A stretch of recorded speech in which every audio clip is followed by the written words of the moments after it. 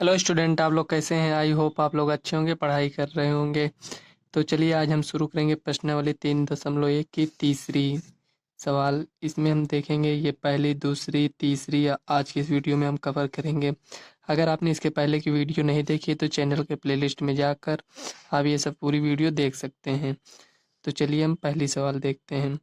इसमें दिया है दो संख्याओं का अंतर 26 है और एक संख्या दूसरी संख्या की 3 गुनी है, उन्हें ज्ञात कीजिए।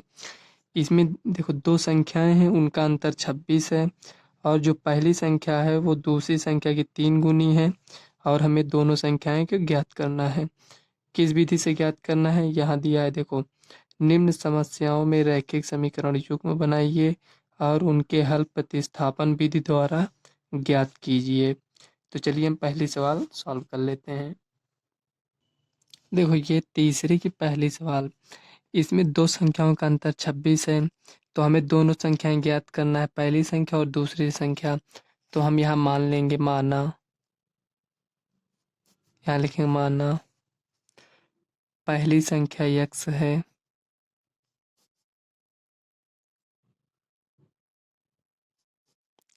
है तथा दूसरी संख्या y है।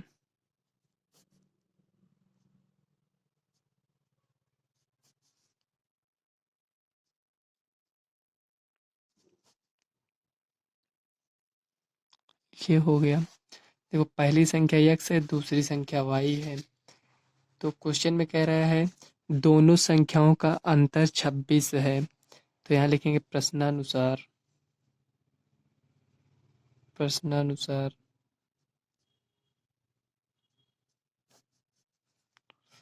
दोनों संख्याओं का अंतर 26 है। इसमें अंतर कह रहा है तो माइनस लगाएंगे, x माइनस वाई बराबर 26। देखो दोनों संख्याओं का अंतर 26 है, ये समीकरण 1 हो जाएगा। और देखो, और इसमें कह रहा है एक संख्या दूसरी संख्या की 3 गुनी है, उन्हें ज्ञात कीजिए। तो जो पहली संख्या है वो दूसरी संख्या की 3 गुनी है। यहाँ देखो, ये जो पहली संख्या है दूसरी संख्या की 3 गुनी है। तो यहाँ हम लिखेंगे स्टेप 2 है, तो x बराबर 3y। देखो मान लो दूसरी संख्या, इसमें कह रहा है पहली संख्या दूसरी संख्या की 3 गुनी है, तो दूसरी संख्या मान लो यहाँ 1, y का मान मान लो 1 है, ठीक। y का मान 1 मान लेते हैं। तो यहाँ जब y का मान 1 रखेंगे, यहाँ जब y का मान 1 रखेंगे तो x का मान कितना हो गया, 3। तो ये देखो y का मान 1 है तो x का मान 3 आ रहा है। तो यानी 3 गुना हुआ ना, तो वही क्वेश्चन में कह रहा है। तो पहली संख्या दूसरी संख्या की 3 गुनी है, तो ये समीकरण 2 बन गया। देखो इसमें समीकरण 1 है, ये समीकरण 2 है। तो x का मान क्या है, यहाँ 3y है। तो x का मान हम, ये जो x का मान आया है, तो ये समीकरण 2 माने हैं, तो हम लिखेंगे x का मान समीकरण 1 में रखने पर, या फिर लिखेंगे समीकरण 2 का मान लिखें या x का मान, बात एक ही है। समीकरण 2 का मान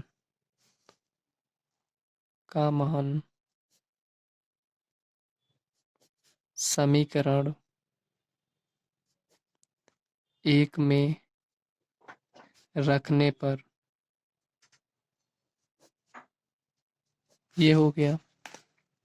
तो देखो समीकरण 2 का मान रखना है 1 में, तो ये समीकरण 1 को एक बार लिख लेते हैं यहाँ, ये 26 हो गया। तो ये x बराबर क्या है, यहाँ 3y है, तो x की जगह हम 3y रख देंगे, 3y माइनस वाई बराबर 26। अब देखो ये 3y है, ये y है, यानी यहाँ 1 है तो 3 में से 1 गया, 2y बराबर 26। देखो y बराबर, इधर गुणे में इधर जाएगा, भाग में हो जाएगा 26/2, यहाँ से ये कट जाएगा 13, तो y बराबर 13 आ गया। तो जो पहली संख्या होगी इसकी 3 गुनी है, तो इसको अगर हम 3 से गुणा कर देंगे तो वो पहली संख्या में x का मान निकल आएगा। तो चलिए हम यहाँ लिखते हैं y का मान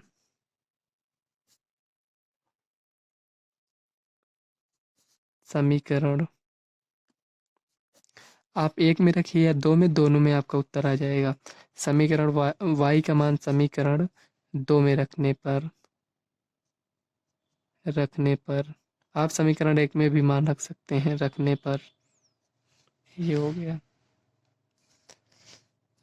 देखो दो कितना दिया है, x बराबर 3y है, y का मान हमें पता है x बराबर 3 × 13, तो x बराबर 39 ये आ गया। x बराबर 39, y बराबर कितना है 13, तो यही आपका आंसर हो जाएगा। x बराबर 39, y बराबर 13, यही आपका फाइनल आंसर है। आशा करते हैं आपको ये सवाल समझ में आई होगी। तो चलिए नेक्स्ट सवाल देख लेते हैं, सेकंड नंबर की सवाल। देखो यहाँ सेकंड नंबर की सवाल में दिया है, दो समपूरक कोणों में बड़ा कोण छोटे कोण से 18 डिग्री अधिक है, उन्हें ज्ञात कीजिए। देखो दो समपूरक कोणों में बड़ा कोण छोटे कोण से 18 डिग्री अधिक है, तो हम समपूरक कोण किसे कहेंगे? यदि दो कोणों का योग 180 होता है तो उन्हें हम समपूरक कोण कहते हैं। तो चलिए इसमें इसको हम सॉल्व कर लेते हैं। हमें इसमें दो कोण बताना है, तो ये तीसरे की सेकंड सवाल होगी। तो चलिए हम यहाँ इसको हल कर लेते हैं, देखेंगे यहाँ हल। माना हमें दो कोण इसमें ज्ञात करना है, एक छोटा कोण इसमें कह रहा है, एक बड़ा कोण। तो हम यहाँ लिखेंगे माना छोटा कोण x तथा बड़ा कोण y है।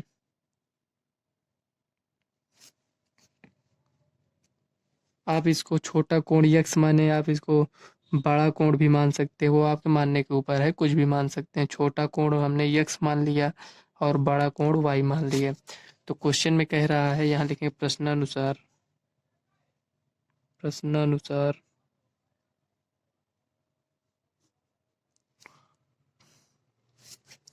देखो दो संपूरक कोणों का योग 180 होता है, यहाँ हम लिख देंगे।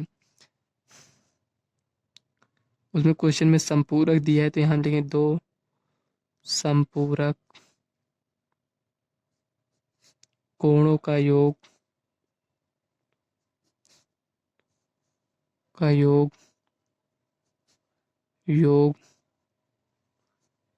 180 अंश होता है।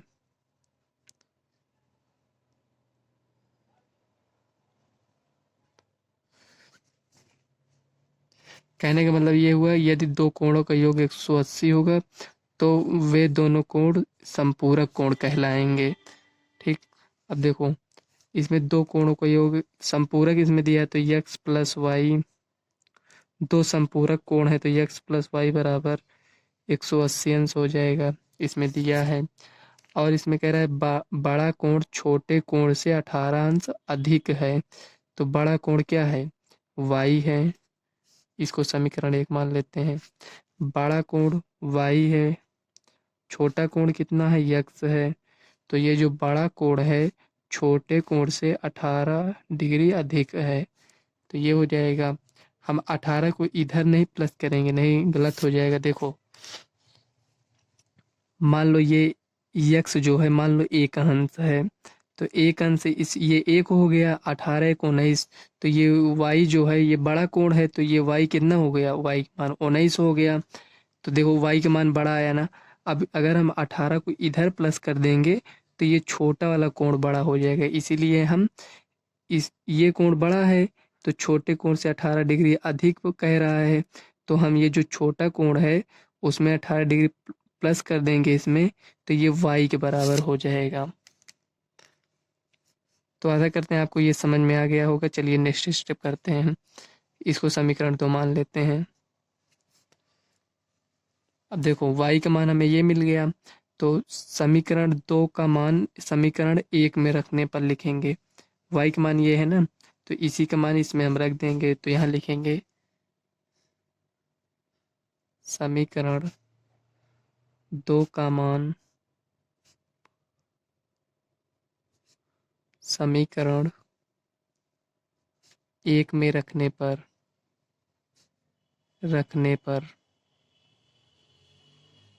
ये हो गया। अब देखो, ये समीकरण 2 है, समीकरण 1 है, तो इसको एक बार नोट कर लेते हैं। x प्लस वाई बराबर 180 अंश हो गया। अब देखो, y बराबर इतना है तो y की जगह पर हम इसको रख देंगे, x प्लस वाई की जगह इसको रखेंगे तो x प्लस 18 बराबर 180। ये यहाँ तक हो गया। अब देखो, इसको ये प्लस प्लस है, जुड़ जाएगा, 2x बराबर 180 माइनस 18, प्लस है इधर जाएगा माइनस, तो 2x बराबर, देखो 180 में से 18 जाएगा तो देखो 10 में से 8 गया 2 और 7 में से 1 गया 6 और 1 ये बच जाएगा। x बराबर, x का मान निकालेंगे तो 162/2, देखो 2 8 16, 2 1 का नम 2, x बराबर 81 आ गया। अब हमें y का मान ज्ञात करना है तो x का मान हम समीकरण इसमें 2 में रख देंगे, चाहे 2 में रख दीजिए चाहे 1 में रख दीजिए, तो हम समीकरण 2 में रखते हैं। x का मान समीकरण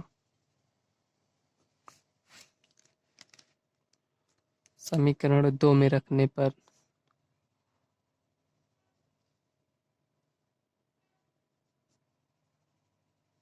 ये हो गया।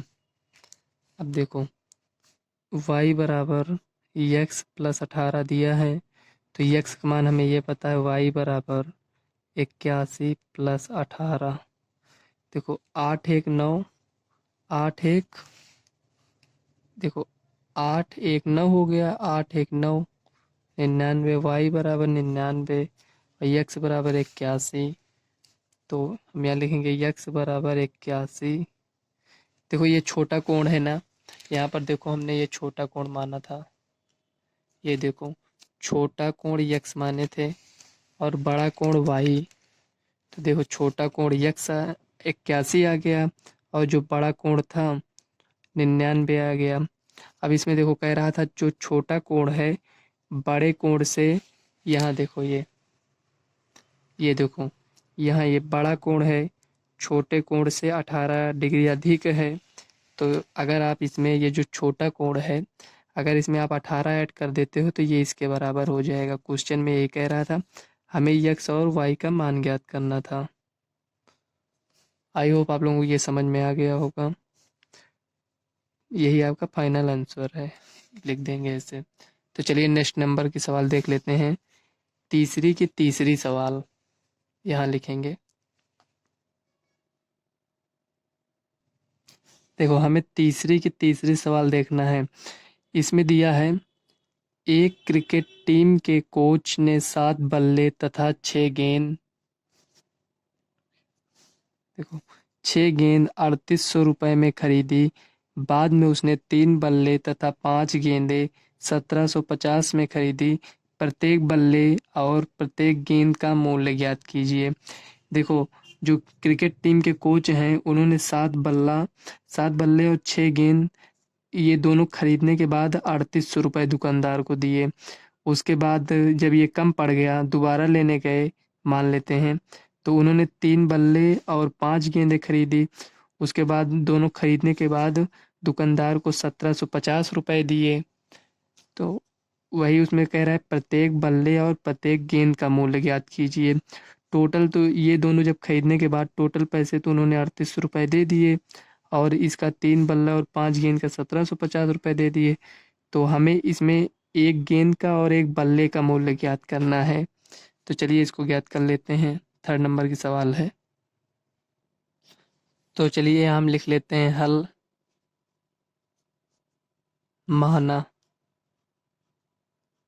माना हम यहाँ क्या मानेंगे, जो हमें ज्ञात करना रहता है। देखो हमें क्या ज्ञात करना है, एक बल्ले और एक गेंद का मूल्य हमें ज्ञात करना है, नहीं पता है तो उसी को हम मान लेते हैं। तो चलिए इसको हम मान लेंगे। माना एक बल्ले का मूल्य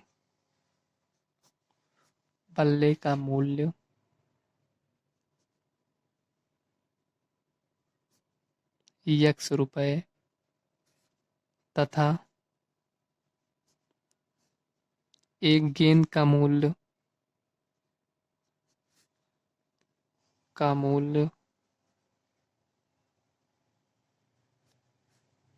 y रुपए है। दोनों को हमने मान लिया। अब देखो, इसमें एक बल्ले का मूल्य x रुपए है। यहाँ थोड़ा समझ लीजिए।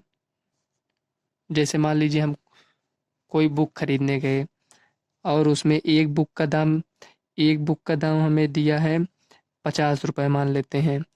तो हमें दो बुक का दाम कितना होगा? तो 50 × 2 कर देंगे। देखो, हम इसको 2 से गुणा किए ना, 100 रुपए आया। और मान लो इसी तरह हमें 25 बुक लेना हो गया, तो हम 50 × 25, यानी देखो हमें एक का मान दिया है और हमें 25 चाहिए, तो हम 25 से गुणा कर रहे हैं। तो 25 पच्चे 125, ये 1250 रुपये हमें देने पड़ेंगे। तो उसी तरह इसमें भी है, एक बल्ले का मूल्य हमें पता है, यानी एक किताब का मूल्य ये 50 पता था ना, उस तरह हमें एक बल्ले का मूल्य x रुपए है। तो दो बल्ले का मूल्य कितना होगा? तो 2 × x कर देंगे 2x।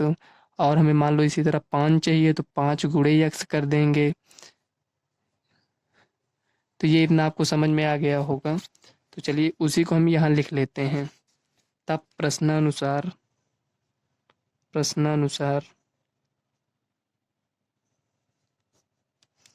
देखो, 7 बल्ले का मूल्य कितना होगा? 7x प्लस, और 7 बल्ले का मूल्य है और दिया है इसमें 6 गेंद। 6 गेंद का मूल्य कितना हो जाएगा? एक गेंद का मूल्य हमें y रुपए है, तो 6 गेंद का मूल्य 6y हो जाएगा। और दोनों को पैसा ऐड कर दिए हैं, कितना दिए हैं? 3800 रुपये। तो 3800 यहाँ लिख लेंगे। ये समीकरण आपका एक बन जाएगा। उसके बाद देखो सेकेंड स्टेप में क्या है। स्टेप सेकेंड में दिया है 3 बल्ले तथा 5 गेंदें 1750 रुपए में खरीदी। यानी 3 बल्ले, तो एक बल्ले का मूल्य x है, तो 3 बल्ले का मूल्य 3x हो जाएगा, प्लस और एक गेंद का मूल्य y है, तो यहाँ 5 गेंद खरीदे हैं, तो 5y हो जाएगा, बराबर। इसको दोनों को लेने के बाद कितना पैसा दिए हैं? 1750 रुपए। तो ये आपका समीकरण 2 हो जाएगा। इसको हम प्रतिस्थापन विधि से ज्ञात कर लेंगे। तो चलिए लिखते हैं समीकरण 1 से। यहाँ लिखेंगे समीकरण 1 से 7x प्लस 6y बराबर 3800। अब इसमें हम x का मान ज्ञात करेंगे। तो देखो, ये जो 6y है ये इसको उधर भेज देंगे, तो यहाँ 7x बराबर 3800 माइनस 6y। अब देखो इधर ये गुणे में है, तो ये इधर जाएगा, भाग में हो जाएगा, तो x बराबर 3800 माइनस 6y। इधर गुणे में इधर आएगा, यहाँ भाग में, तो ये x का मान आ गया। इसको हम समीकरण 3 मान लेते हैं। आप इसको समीकरण 3 मान लीजिए, या आप यहाँ लिख सकते हैं x का मान समीकरण ये 2 में रखने पर। आप लिखेंगे यहाँ समीकरण 3 का मान, समीकरण 3 का मान या x का मान लिख सकते हैं। x का मान समीकरण 2 में रखने पर, तो हम लिखेंगे समीकरण 3 का मान समीकरण 2 में रखने पर, समीकरण 2 में रखने पर, ठीक। तो चलिए हम पहले समीकरण 2 इसको नोट कर लेते हैं। यहाँ नोट कर ले रहे हैं। 3x प्लस 5y बराबर 1750 दिया है। अब देखो x का मान हमें ये दिया है, यहाँ x की जगह पर हम इसको पूरे मान को रख देंगे।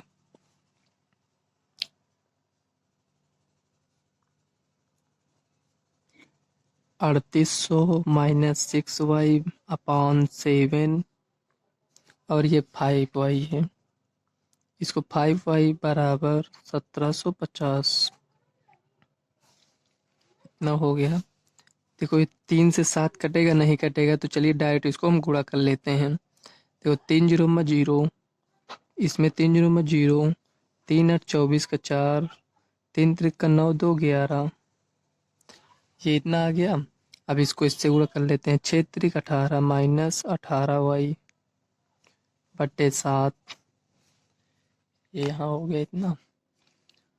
ये 5y है, इसको नोट कर लेंगे, बराबर 1750।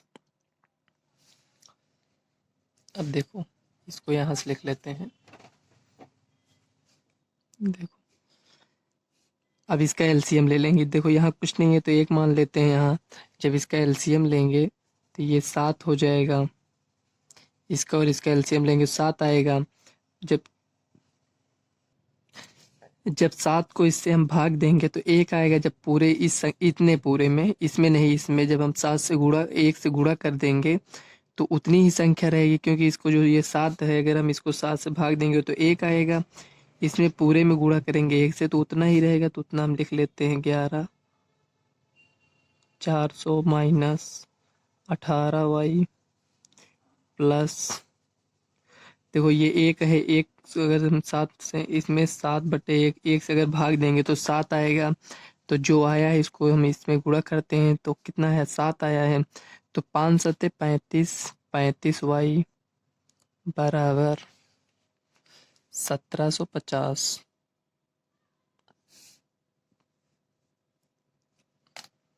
अब इसको एक बार नोट कर लेते हैं। 11,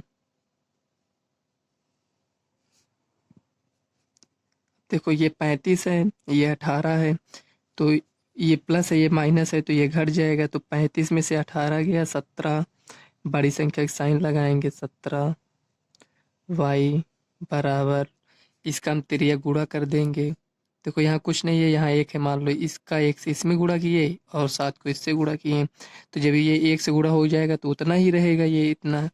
और जब इसको 1750 गुणे 7 करेंगे तो देखो 17y है, 17y लिख देंगे बराबर, इसको हम गुणा करें, 7 जीरो में 0, 7 पचे 35 का 5, हासिल आया 3, 7 सत्ते 49, 3 52 का 2, हासिल आया 5, 7 इक्यानवे 7 5 12, इतना लिख दिए।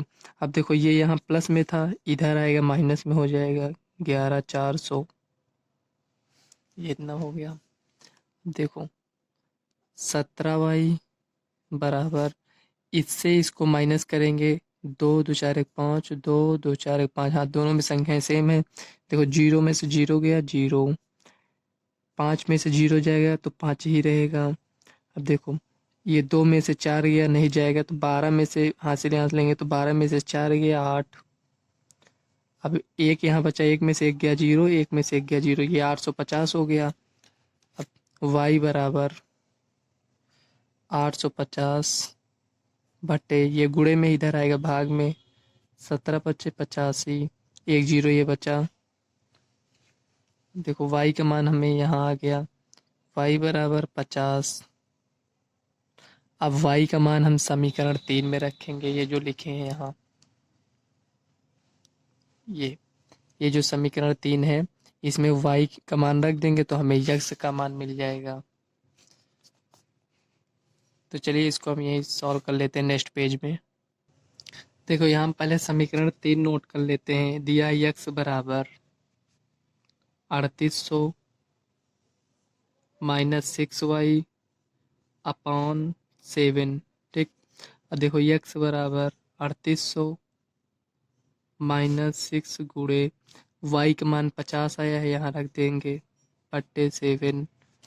अब देखो यक्स बराबर 3800 माइनस 50 से इसमें गुणा करेंगे तो देखो 5 छंग 30, 1 0 है, 1 0 लगा देंगे, इसको इससे गुणा कर लिए, 6 पंचे 30 आया, और ये 1 0 बचा था, 1 0 यहाँ लगा दिया, ये 300 हो गया। तो देखो यक्स बराबर, ये 300 हुआ, यहाँ बटे में 7 है ये, ठीक।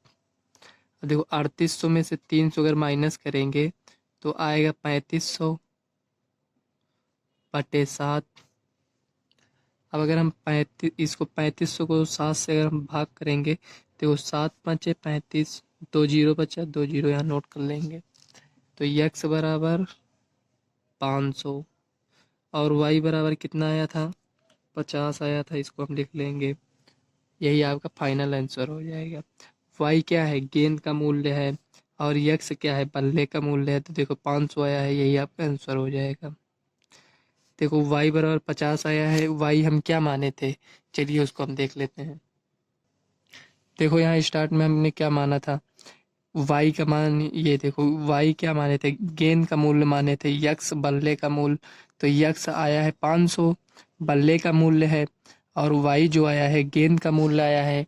तो चलिए हम वहाँ लिख लेते हैं। यहाँ हम लिखेंगे ये बल्ले का मूल्य है, बल्ले का मूल्य, ये बल्ले का मूल्य है, ये गेंद का मूल्य है, गेंद का मूल्य,